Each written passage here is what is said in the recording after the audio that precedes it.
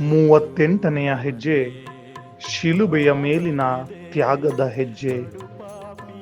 ಪ್ರಿಯ ಸಹೋದರ ಸಹೋದರಿಯರೇ, ಪ್ರಭು ಕ್ರಿಸ್ತರು ಇಡೀ ಮನುಕುಲದ ರಕ್ಷಣೆಗಾಗಿ ತಾವೇ ಹೊತ್ತು ನಡೆದಂತಹ ಶಿಲುಬೆಯ ಮೇಲೆ ಇಡೀ ಮನುಕುಲಕ್ಕಾಗಿ ಪ್ರಾಣಾರ್ಪಣೆಯನ್ನ ಮಾಡುತ್ತಾರೆ.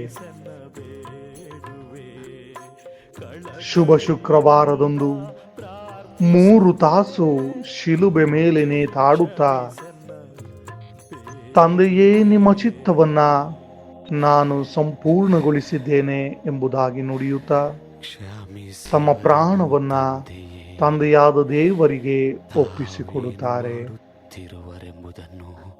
ಹೌದು ಪ್ರಿಯರೇ, ನಾವು ಸಹ ನಮ್ಮ ಜೀವನದಲ್ಲಿ ದೇವರು ನಮ್ಮ ಮೇಲಿಟ್ಟಿರುವಂತಹ ಚಿತ್ತವನ್ನ ಅರಿತು ಆ ನಮ್ಮ ದೇವರ ಚಿತ್ತಕ್ಕನುಗುಣವಾಗಿ ನಾವು ಜೀವಿಸಿ ನಮ್ಮ ಜೀವನದ ಆ ಒಂದು ಉದ್ದೇಶವನ್ನ ಸಂಪೂರ್ಣಗೊಳಿಸಿ ನಮ್ಮ ಪ್ರಾಣವನ್ನ ಪ್ರಭುವಿಗೆ ಹಿಂತಿರುಗಿಸಬೇಕು.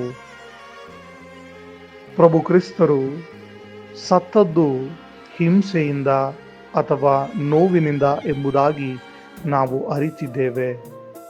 ಆದರೆ ಆ ನೋವು, ಹಿಂಸೆ, ಸಾವು ಶಾಶ್ವತವಲ್ಲ.